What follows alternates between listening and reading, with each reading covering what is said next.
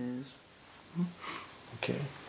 I'm here with Bill Voelker, and we're here at SIA. Bill, can you tell me a little bit about SIA and what that stands for and how this whole organization got started? Well, the word SIA is our Comanche word for feather. Even though our primary work is with eagles and birds of prey, we didn't want to limit ourselves just to the eagle, because our people have the need for the feathers of many different species of birds in culture. So hence the very simple name for our program, SIA. That's how our people know us. The byline is the Comanche Nation Ethno-Ornithological Initiative, which is something most of our people don't even try to say. But it's for the outside world. It says specifically what we do. And our work, all phases of our work, is a combination, a marriage really, of two disciplines: ethnology, the study of culture, and ornithology, the study of birds. And we bring it together in a sensitive way that whereby we adhere to absolute authentic culture, and from that strong foundation we go into many different areas of the birds in our lives today. But it's all based on culture.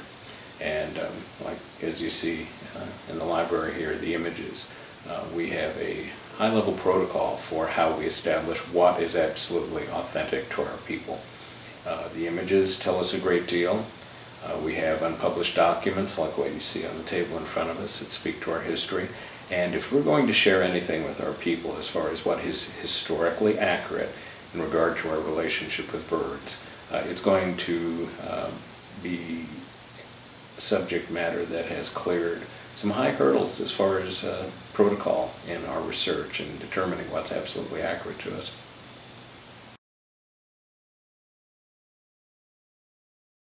SIA is part of the Comanche tribe, and can you tell me a little bit about the history of the Comanche and how the collecting of bird feathers and why they're prized by the Comanche? Well, SIA is unique in that we are an official program of the Comanche Nation, voted by resolution of the people. However, we're a non-funded program, hence the need for us to exist as a non-profit entity where we have the ability to raise our own funds. So we're rather unique that way. But as far as our work, it's first and foremost for our people and all indigenous people, actually globally, even though we focus on species of our historic concern. Because of our success in areas such as captive breeding of eagles with our native species, we've applied the same techniques to species of eagles from other parts of the world.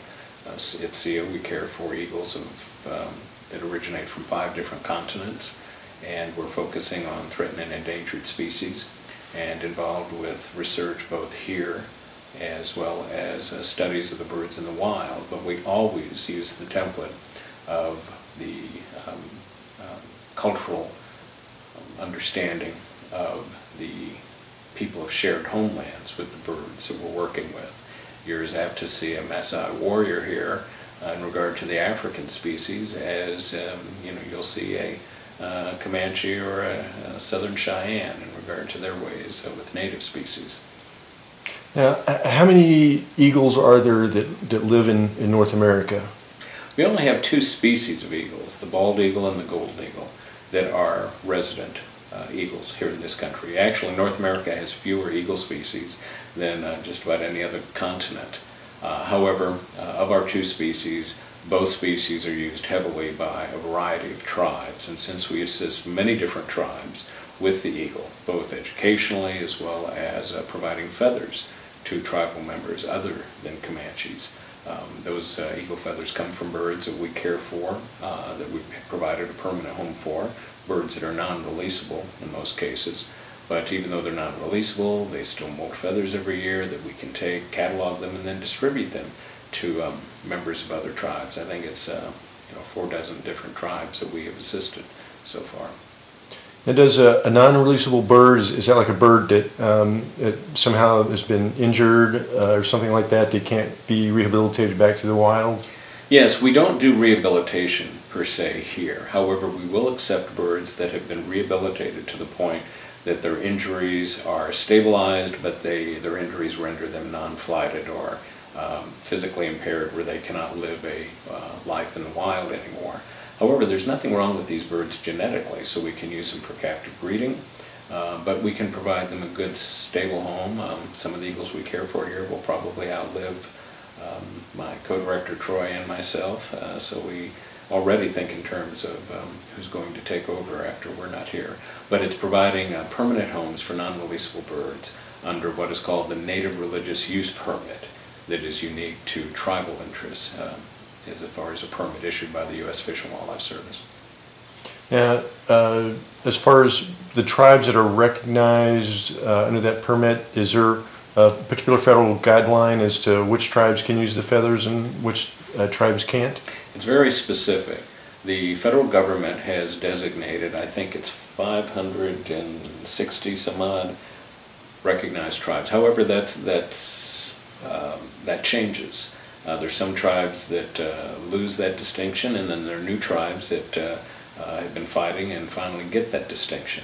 But we are bound by law under the permits issued by the U.S. Fish and Wildlife Service that we can only provide feathers of migratory birds covered under the authority of the U.S. government to members of federally recognized tribes.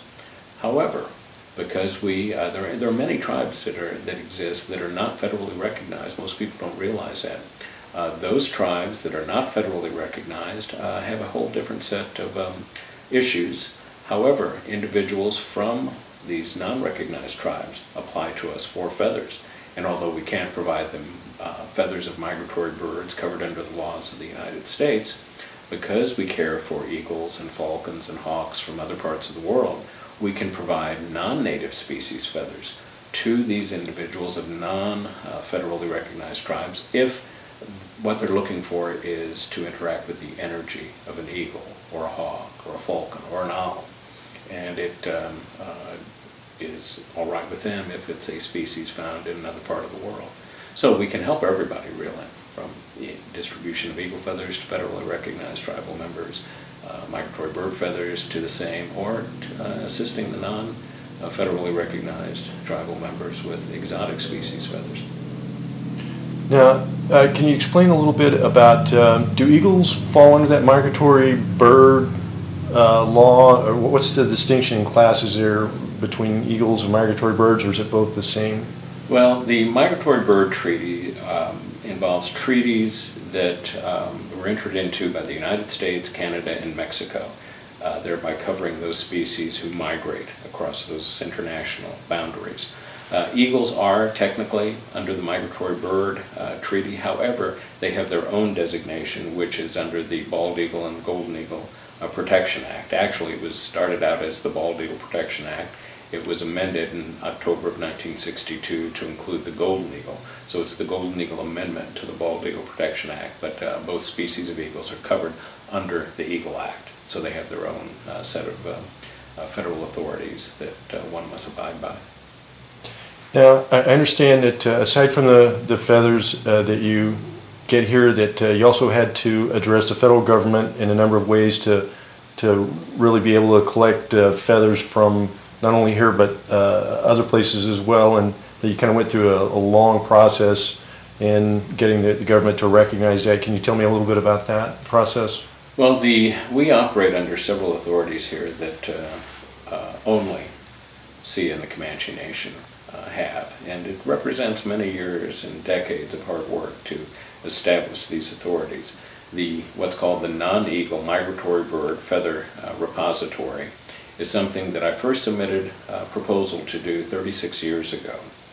2 years ago we finally got it worked through and established as an authority. We're still in the pilot period, the first 2-year pilot period of this authority, which we feel confident it will go into a full-blown permit that any tribe can apply to establish. But basically, the non-eagle migratory bird repository is something that did take a long time to establish. Tribal members of all the tribes of North America have the need of many different species of birds in their lives, from songbirds, wading birds, woodpeckers, to the hawks and the owls and all the birds of prey. The federal government has only truly addressed the eagle feather need of Native Americans. Law enforcement was diligent in pursuing individuals who were thought to be illegally taking birds and selling feathers, but there was no relief provided. At the same time, people were being arrested and charged with the illegal trafficking of migratory bird feathers. The federal government was not providing any relief from this. So SIA, through our feather repository we work so long to establish, does provide the relief in that we can accept feathers, legal feathers, and that's the key, they've got to be legally acquired feathers, from sources that operate under federal permits. Zoos, falconers, educators, rehabilitators, who either have birds in captivity that are molting feathers, or in the case of rehabilitation centers, those centers that have the authority to accept migratory birds for treatment. Many of those birds don't survive treatment. Birds aren't the easiest creature to keep alive and to repair. And so the carcasses of birds that come through the rehabilitation process can be sent to us, which we then process, take the usable feathers, and in some cases some tribal members actually need the whole bird. There are Pueblo tribes in the desert southwest who have ceremonies where they require the entire carcass, so we can provide those carcasses from the birds being sent to us by rehabilitation centers. Well, that's amazing.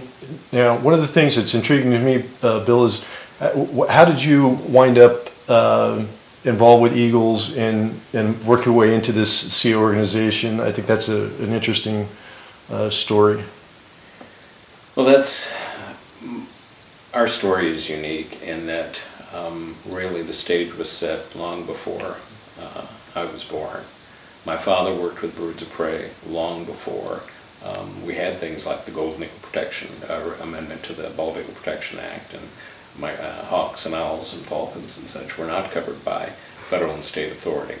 But more importantly, our Comanche ethic in regard to bird medicine was a very strong line in our ancestry. And so these two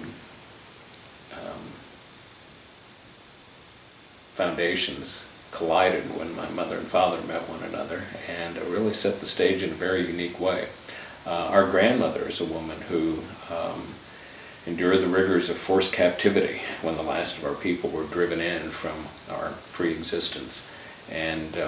But she maintained all of those ways historic to us. Many of our people converted to Christianity at the time of captivity, forced captivity.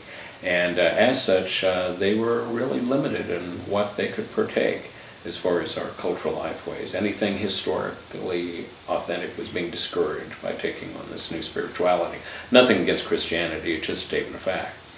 We were perceived as heathens without any sense of spirituality, which our spirituality is a daily kind of thing, not just something that you employ once a week when you go to church. I mean, our church is the natural environment that we commune with on a daily basis when the sun rises until the sun sets, and even through the night. So, but we were perceived otherwise.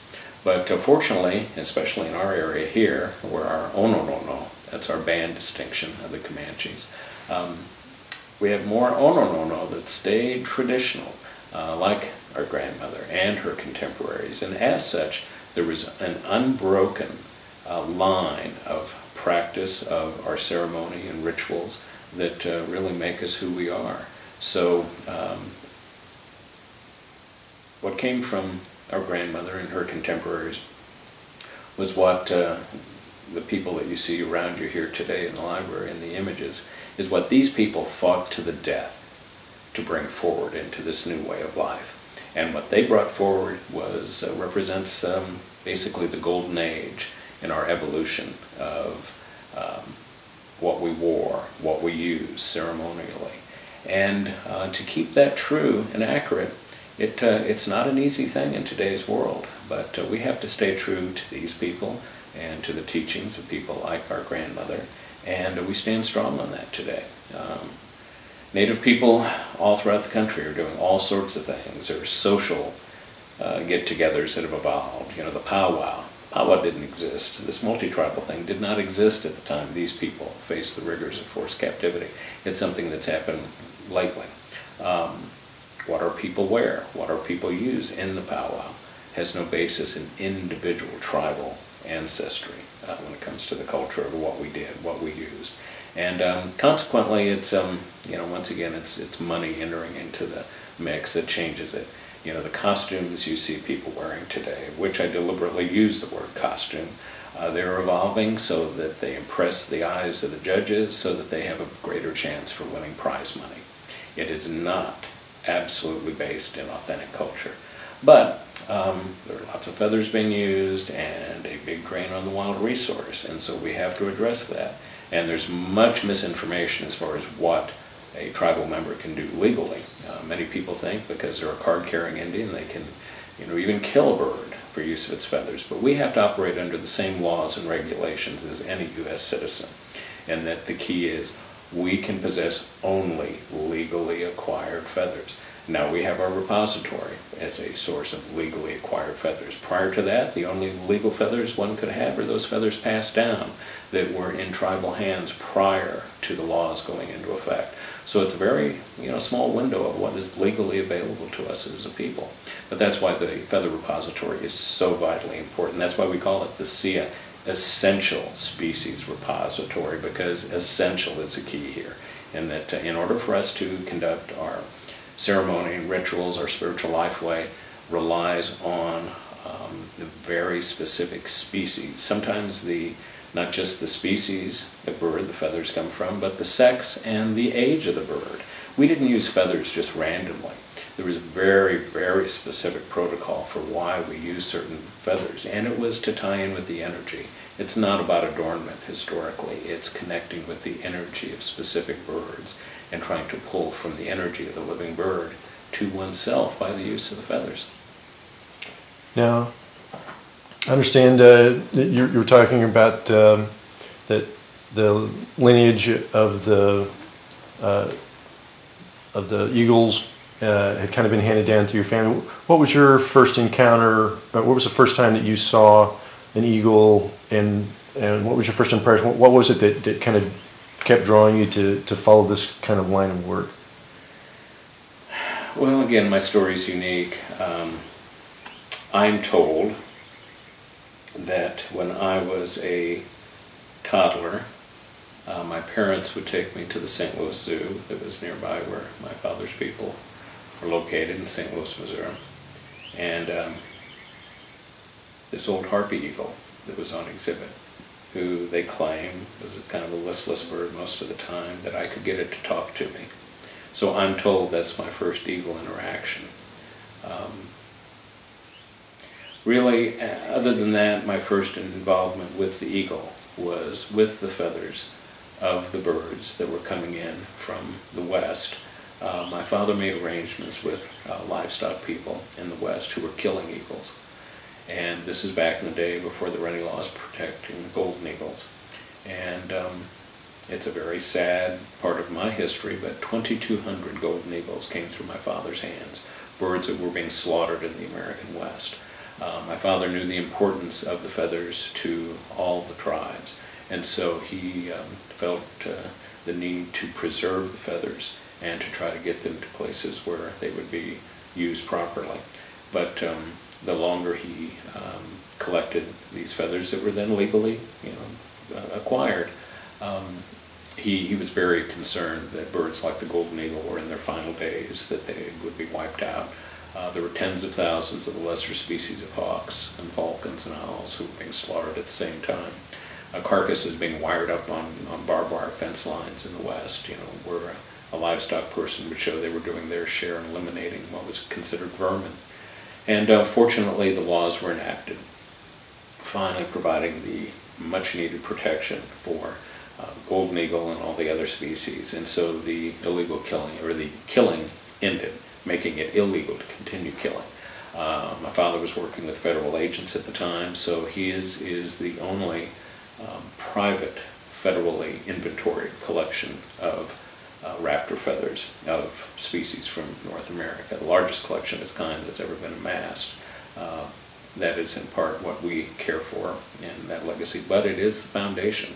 So I first got to know the birds through the feathers, and they're very poignant pictures in my memory of my youth where I would ride with my father to the parcel post station to pick up these giant burlap bundles. They were wrapped in burlap, bundled up almost like miniature bales of cotton, and you know, there always seemed to be blood seeping through, and it was a vivid memory. But I think the fact that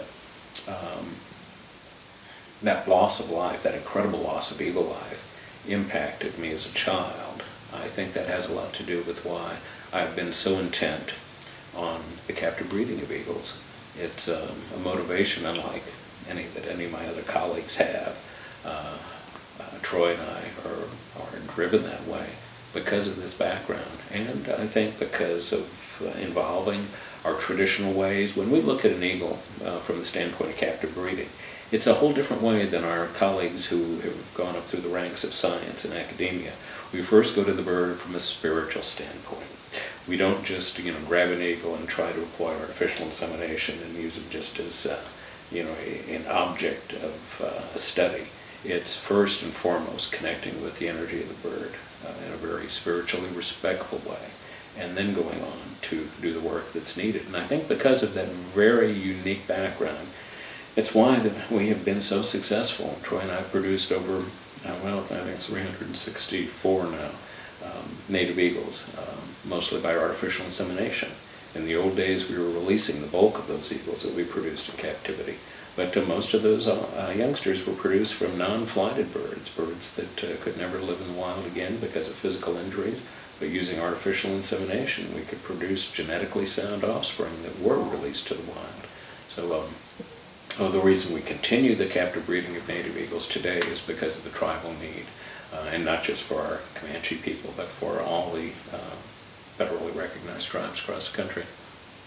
Can you give me a little bit of an idea of the area that Comanche traditionally covered in the U.S. and how that relates to Oklahoma and the forced immigration into Oklahoma by the federal government? Well, historically, we ended up running the largest landmass with the smallest amount of people in North America as far as indigenous people. But our origins go back to the high country of the Rocky Mountains. At one time, our ancestry is with the sheep-eater culture, which is an ancient culture of people that lived in the high country of the Rockies. From that origin sprang what we know as Shoshone today. Our language is so close to Shoshone we can speak with our Shoshone relatives without a break in communication. But we are the group, and a lot of people like to give a very simple story on how we ended up on the Southern Plains, but in reality, over a long period of time, there were many foot migrations where we left the high country of the Rockies, we came onto the Southern Plains, we adapted to the new environment, and we kept heading further and further south into the open plains. And in history, it happened to be the same time that Spain was coming up from Mexico.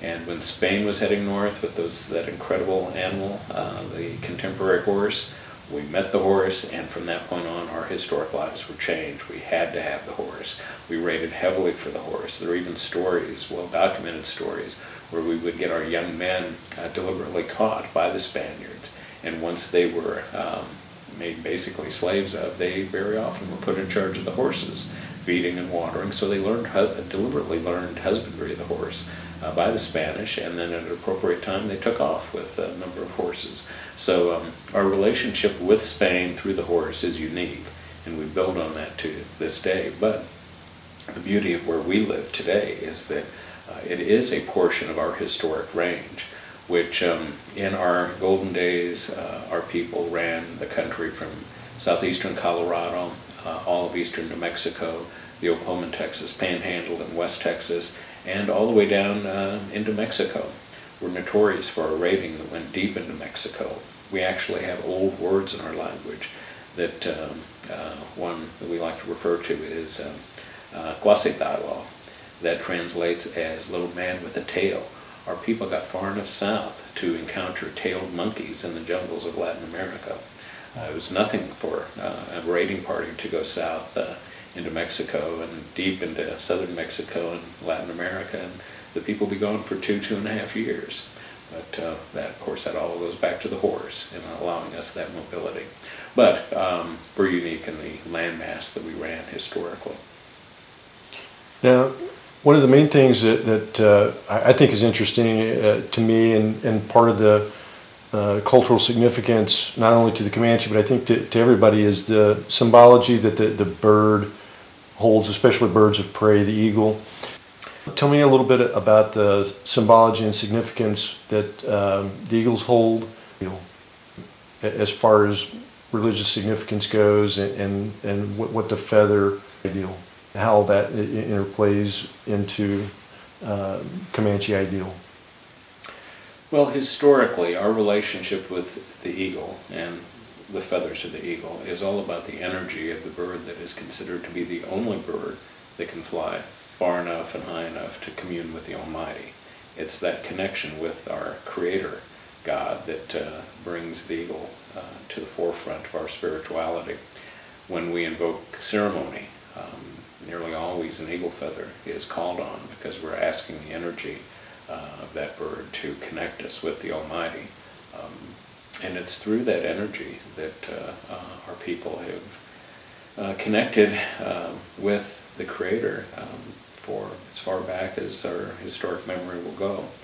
The beauty today is we can address our relationship with the eagle with all of our people, no matter what spiritual persuasion they've taken on. As I mentioned, the majority of the Comanches today have gone Christian way, the various different forms of Christianity. We have still though, have a strong component of Native American church, our Peyote, which is strong in our background. And then there are a few of us that still keep the old ways prior to Peyote Religion coming to us and keep that alive. But regardless of which of those three persuasions that you turn to for worship, the eagle is prominent. Even the Christian way in the Old and New Testament, there are many citations referencing the eagle, being lifted up on eagle's wings and the such. Peyote Religion, the eagle is there in both our night eagle version, which our historic belief is that there's always an eagle between us and the Almighty. The all-dark plumaged, what we know as the adult golden eagle, is what we call Duquinai, or night eagle. When the sun's up, we turn to Abequinai, or sun eagle. That's the eagle with white in the plumage.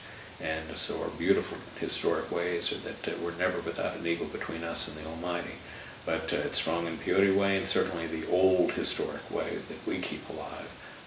The eagle is the key to that type of spirituality. So it is the connector. And that's within our own ranks, but that applies to all tribes, in that it's an open door with all the other tribal persuasions, and that the eagle is still revered by all the different tribes. And it is a connector, and so through our feather repository, it is a way that we can meet the needs of people from coast to coast, and the far north to the far south, and the acquisition of legally acquired feathers. So we take that responsibility very, very seriously. And in our Comanche way, we've always been those who lead the way. And in this point in time, it's leading in the form of getting the proper permits established. And we travel the country. We hear the outcry from many different tribes. We've been on the northern plains in the last couple of years, and we just, the people are just, they can't see past just the cry of, the great abuse that their people have suffered under the hands of the United States government. Well, we take a different approach in that we take those laws and we take those regulations and we tweak them and we turn them into ways that meet our needs. There's the way to do anything we need to do today legally. It's just you have to know the system and you have to make those laws work for us. And that's what we've done here at SIA. And at this very table, we've entertained law enforcement members of the Fish and Wildlife Service, heads of migratory bird. The regional director has been here many times and is due here later this month. So there's an effort with some of these people to really do the right thing for us. But it takes us doing the groundwork to force these new authorities through. And I say force, I mean it's our way is to always forge ahead, and but it's not so much forcing when you do have people within the federal government that want to do the right thing, and there are some in our region here that have made some of these authorities possible. Well, one of the things that's always kind of stood out to me is I've always seen the bird as a messenger, and it's kind of, I think you kind of mentioned that a little bit, that it was the go-between between the Almighty and a person, that it was able to carry that message, and that certain birds, especially the eagles and also owls, seem to have been endowed with that ability to speak, especially like in dreams. And like I've had dreams of owls where they've spoken to me. And is there any sort of significance or anything about that sort of aspect of the go-between in the dream world and the bird being the messenger that stands out to you? Well, absolutely. The eagle, and speaking of the eagle and its importance in connecting us with the Almighty, it's we utilize the bird's energy as that messenger, where we call on the bird to take our petitions and our prayers to the Almighty. Bird energy, each species has its own type of energy. Next to the eagle, as far as warrior connotation, it's the corvids, the crows, the ravens, the magpies that have very special, important warrior medicine. We tap into that energy by using the feathers of those birds. Our lances, like the ones you see behind us, they have a collar of clipped crow and raven feathers. Our word is haikoroko, which translates literally as crow or raven necklace. It's a long line of feathers that are adhered to a sinew that is really like a necklace, but it's wound around the lance to call on that energy of that specific bird. The owls, interesting aspect of who we are today, which is quite different from our take on owls before. You mention owls to a Comanche today, and everyone's going to tell you, oh, they're bad medicine, we don't call on them. Not true historically. And this is an interesting aspect of the two cultures coming together, is prior to Christianity, we used owls. We have historic images of our people with owl feathers. However, when Christianity came to us, Christianity teaches about the devil. We didn't know the devil before the Christian teachings. And once the Christian teachings told about the devil was always shown as having horns in those early depictions. Well, our night birds, hence the horned owls, the long-eared owls, the screech owls, that have ear tufts that appear like horns, automatically they were perceived as devil birds. So from that point on, from the adoption of Christianity, is when the owls got the bad rap of being devil birds, and hence a messenger of bad news. But it depends on just how far back in our history you want to go to tap into what is real and true to us as a people. And we always go back to our first generation Comanches, those people who brought forward our historic way of life that was unfettered by any Anglo interaction or other tribal interaction. And we believe that's where the truth lies, and that's the message that we bring forward. Yeah, I know in kind of modern science, we see a distinction between like the bald eagle and the gold eagle, and then we see the red-tailed hawk is a hawk, is kind of a separate thing. Did they carry, I don't think they had that same kind of separation back then. Can you tell me anything about, did they take the red-tailed hawk, and was that also considered an eagle and part of that same consideration? Oh, there was very unique attributes attributed to each of the species. Actually greater division in the perception, even though it wasn't along the same lines as we know science to dictate today. But there was a great distinction not only between the species, but as I mentioned a little bit earlier, the age of the bird from which the feather comes, the sex of the bird from which the feather comes. All that was vital. A red-tailed hawk was seen as a totally different, unique species, as were the other individual hawks. And each species having slightly different medicine that you aligned with.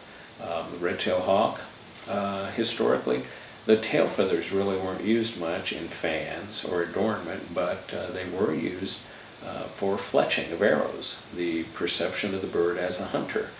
You wanted to take some of that energy and apply that to the arrows that you use. So there are very specific ways that you call on the energy of each individual species. So there was a great, even though the interpretation of the differences of the bird were not based in what we know of science today, they were very specific and very clear-cut differences that the people lived by. Now, one of the things I heard you mention grandmother, and did the origin of SIA here, was this originally part of your grandmother's homestead and it branched out from there? Actually, the property right next door to where we're sitting involves 3 lots that were sold to my grandfather by Baird Looking Glass. This is a Looking Glass land allotment we're on. Baird Looking Glass lost his infant daughter just a few months after land allotment. She was a child, and childhood disease took her life. And he decided to sell her 160 acres to the original town site board of Cyril, which he did except for the 3 lots next door, which he sold to my grandfather for love and $1.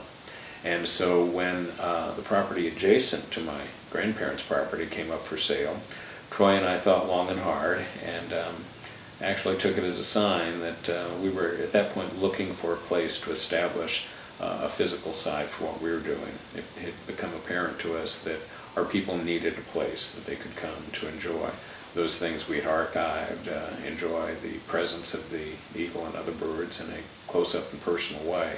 And so when the property became available adjacent to my grandparents, we acquired those lots, and in short order all the other property that we've incorporated into SIA became available. And we feel quite certain we had help from the other side and all that being presented. Some of the property we couldn't even find out who owned it because there were no utilities, and so there was no trackability. But like I said, in a few months' time, all of the properties opened up, and we and our board were able to acquire it and turn it into the facility that you see today. That's amazing. Let's cut that for just a second. One thing, I want to look at my notes here for just a second. Okay, I understand that there are repositories that handle the feathers, and that there's one in Denver. Can you tell me how you interact with that repository in Denver? The Denver repository is the National Eagle Repository. It's maintained by the U.S. Fish and Wildlife Service.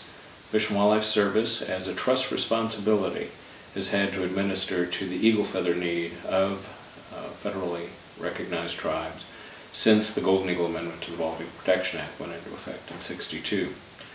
There have been 3 facilities, and the current one outside of Denver is the most current and represents quite an evolution in establishing a facility to administer to this need.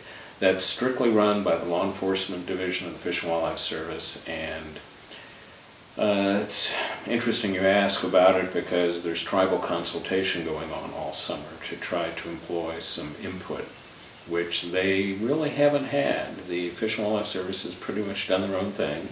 There's never been a tribal advisory board. There has never been a Native American at the helm of that operation, but it is something maintained by law enforcement. And as far as repositories, it is the only eagle repository. That being said, the nature of our native religious use permits provides an alternative for getting eagle feathers, in that any of the eagle feathers that are molted naturally by the birds the live birds we care for under the Native Religious Use Authority, often called the Avairy permit, those feathers can be distributed to any member of a federally recognized tribe. And we do that on a regular basis. And I think as a tribe, we have met more outside tribal need from other tribes across the country than any of the other tribes that operate under this authority. Currently there are 4 tribes that have the Native Religious Use permit. It's important to know and to get out there. We are the only tribal feather repository in the country. Even though we worked for 36 years to get this authority in place, in the final days before giving the authority for this activity,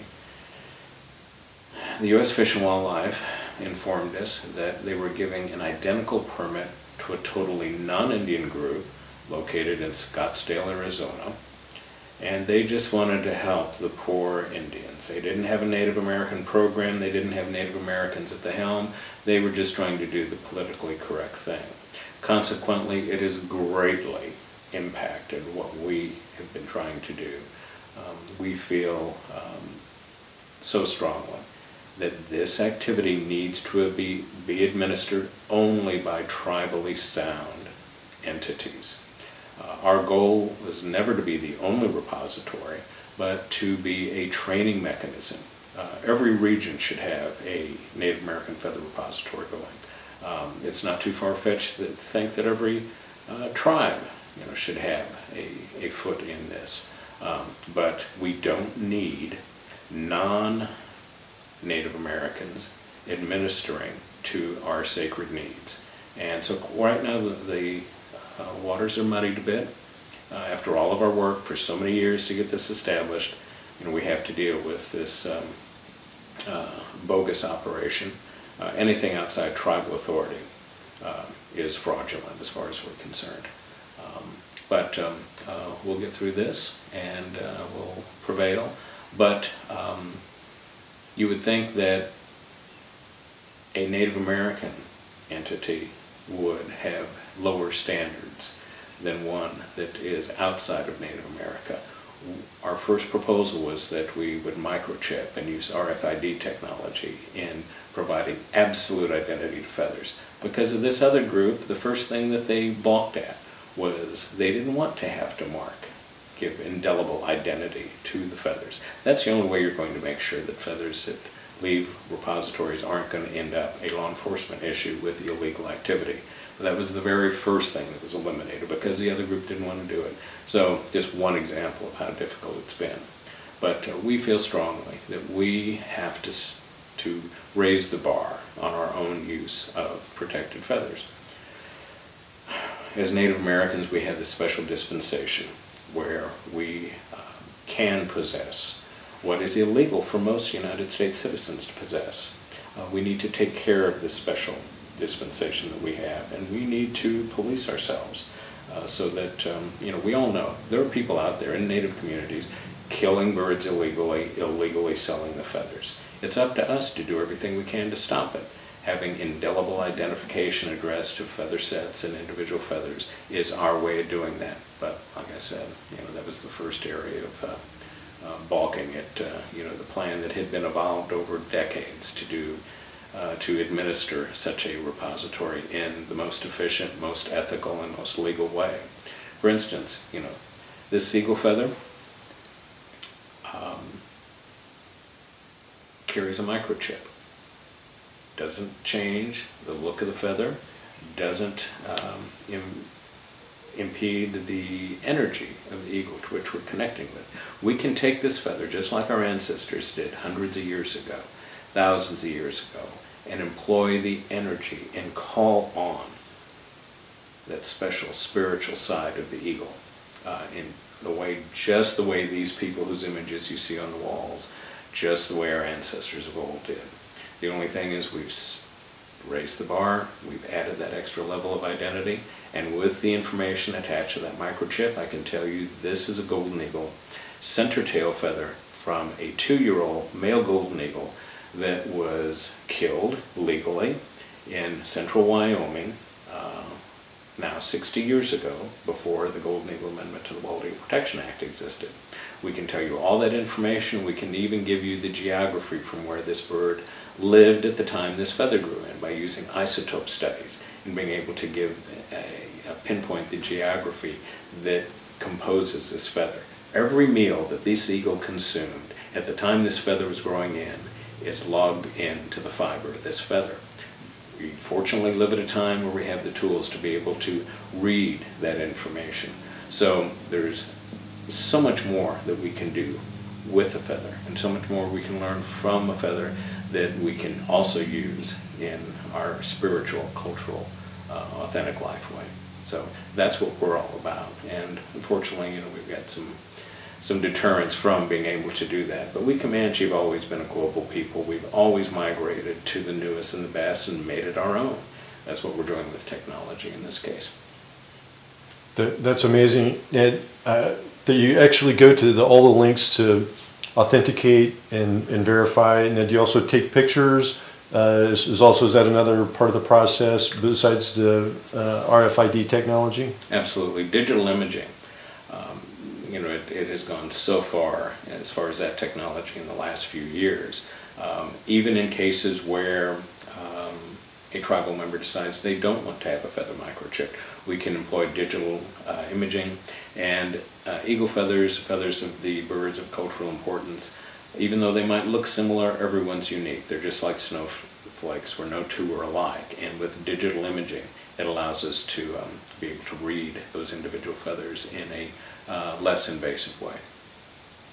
And I want to back up just a second also, and that I remember you were talking about some tribes that use feathers, and they also are part of the Peyote Religion.